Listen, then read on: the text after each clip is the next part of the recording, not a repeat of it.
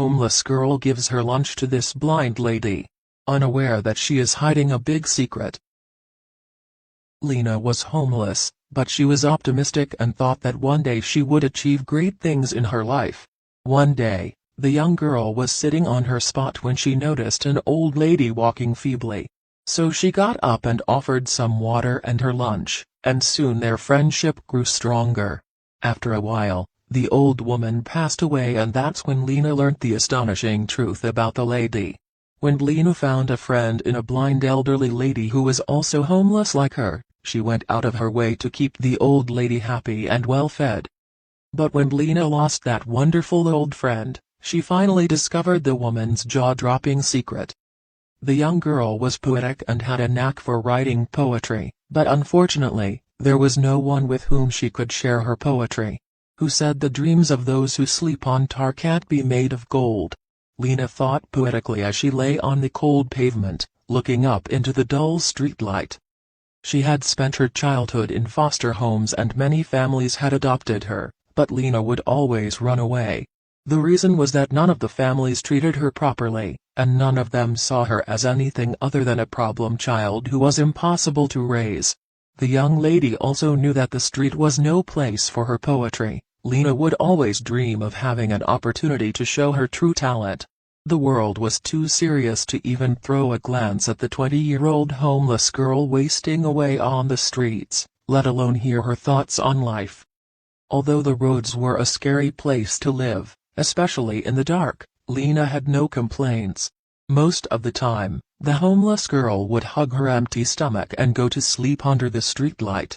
She didn't roam aimlessly on the roads. Instead, Lena had a fixed place next to the bus stop right across from the public library. The woman was happy with her place, since everything she wanted to learn and everything she wanted to become was within her reach. The library was the one rainbow in the endless clouds of traumas her life had taken her through. It was a ritual for Lena to visit the library every Sunday, and therefore, the librarian had become friendly with the girl. The female librarian was kind enough to allow Lena to sit in the library and let her read whatever she wanted to.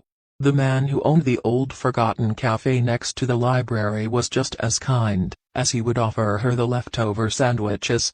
Although it was clear that his generous daily offer of a leftover sandwich had more to do with his infatuation with the helpless, pretty girl. No doubt that the loneliness was now getting her and tormenting her young heart every day.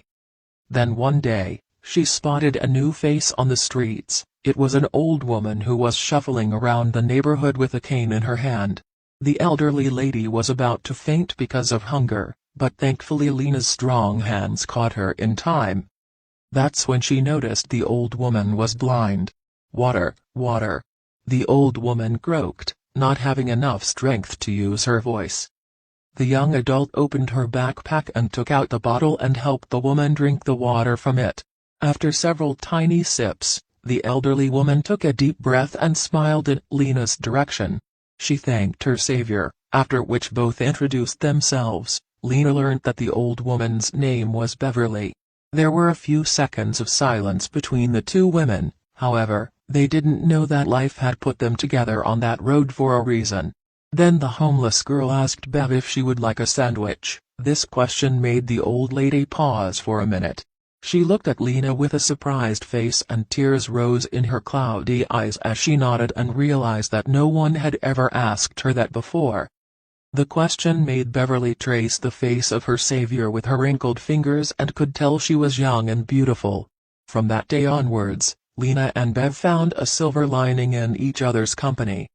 The world was the same in different place, but in all of humanity, they had found a soul who cared. Lena had finally found someone who would hear her poetry, which would often tear up Beverly. "You have a bright life ahead of you. I just know it," Bev would say, after feeling the emotions in Lena's words. The elderly woman was never very open about her personal life, but it didn't matter to Lena. All that mattered was she had a mother figure in her life again. The only struggle was finding food. It wouldn't be right on her part to take advantage of the cafe owner's feelings toward her for the sake of more food. Therefore, Lena would give her share of lunch to Bev and would lie to the old lady that she had saved some food for herself as well. In reality, the young adult would get up at night and search for food. If luck was on her side, she could fill her stomach. On a particularly bright Sunday afternoon, Lena was returning from the library when she noticed Bev having a serious conversation with a man in a suit. He mostly listened, then walked away briskly. The beautiful young girl didn't inquire much and went about the day. When she returned with the sandwich, she no longer had anyone to share it with, as Bev had breathed her last on the streets that had become their home. Sadly, Lena had become lonely again and was just about to cry her eyes out once more when she saw a familiar figure approaching her. It was the man in the suit she had seen with Bev the day she died. Who are you? And why have you come here? Lena asked. The lawyer told her that Beverly had left her mansion and wealth in her name and handed a letter to Lena. Lena, my sweet poetess, forgive me, I lied to you. I was homeless, I was alone, but I was never poor. I have a family, though I wouldn't call them that. My sons drove their blind old mother out of their lives years ago, right after my husband Jerry passed away. Jerry left me with a world of wealth, but I knew soon enough that my children didn't deserve a penny. Now that I'm gone, their hearts will break, not over losing their mother, but over losing a fortune. I'm sure they will come looking for you soon. I was blind, and yet, I knew you sacrificed your lunch for me and went hungry yourself. You had only fooled me on the first day. Thank you for not abandoning me as my children did.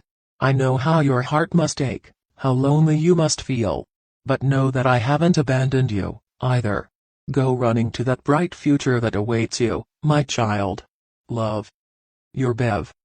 Lena couldn't believe this poetic twist of fate. She was still wondering what to do with her ticket to a new life that her only friend had left her. And sure enough, one day, Bev's children showed up in luxury cars, in fake anguish and asking for Lena's kindness. But when Lena politely told them off and moved into the mansion that was gifted to her, she knew she was doing it for herself and for the woman who had changed her life.